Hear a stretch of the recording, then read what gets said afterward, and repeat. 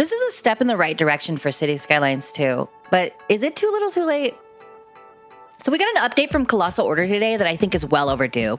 They apologized for the mess that was the release of the game, and on top of that, they're refunding beach properties and making it part of the base game, which, to be honest, should have just been a free update to begin with. But hey, everyone makes mistakes, and this is a great way to make it right, or at least to start to make it right. Obviously, they have the added benefit of no longer holding the title for worst rated product on Steam.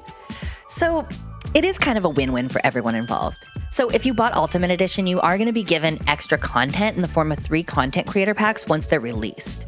It's yet to be seen if this is a suitable substitute, but knowing the general quality of the content creator packs from the first game, they're probably going to be a much better addition. They have it all outlined on how the refunds will be delivered in the announcement, which I've linked in the description, so it'll give you a breakdown of everything you need to know. That being said, I don't know how I feel about this announcement just yet. I've known about it for at least a few days, and as far as Cities 2 goes, it's no secret that out of all of the early access creators, my experience has been one of the toughest. I've never really been able to get this game into a state where it's enjoyable for me, so I don't know what it'll take for me personally to give it another chance, but this announcement really shows that they're at the very least listening to the community. They could easily just ignore the players and abandon the game, but I think we all see its potential and we want something better than what we have. And I'm starting to see Colossal Order and Paradox get on board with that and understand that, which is super positive. You'll have to excuse me if my voice is a little raspy or if I'm not 100%. I have had the worst freaking flu I've ever had of my life.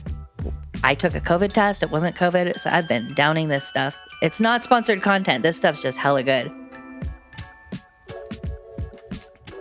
Electrolytes. It's what the plants crave. So anyway, with this, they announced a delay of the next DLC, Bridges and Ports, and they're delaying it to the start of 2025, which I think is fine. It's not great, but I get it. They're focusing on patching the game and adding updates to hopefully address some concerns. I'm gonna keep saying it. They need to add 2 things that I think will help a lot in these updates. Most importantly, some sort of working zoning adjuster, not a mod, something built into the game that lets you have control over the zone squares.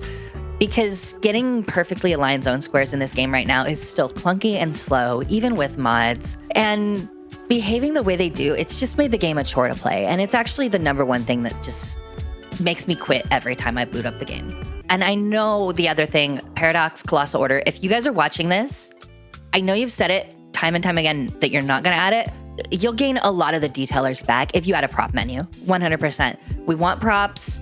Using them in dev mode is clunky, slow, there's no thumbnails, it's hard to understand. If you give us a good prop menu, just like in the first game, I think that's a big one. I think the props that you've created are amazing, and I think just adding that to the game itself will really help. And as a detailer, it'll probably bring me back, but I digress. We got an update on console release, which is oddly enough the most asked question I get when I'm live streaming Cities 1 on Twitch and TikTok. Console players really want to try this game out. So the devs have given us a rough timeline of October of this year, which is wild that it'll be a year after release, but at least we know it's coming and we have some sort of idea as to when. This is good news and generally a positive development to hear. And it's nice that they're finally giving some kind of information that we can actually work with and have expectations. So for asset import, they're still dealing with an unknown issue. They didn't give us any real meaningful timeline as to when custom assets will come out.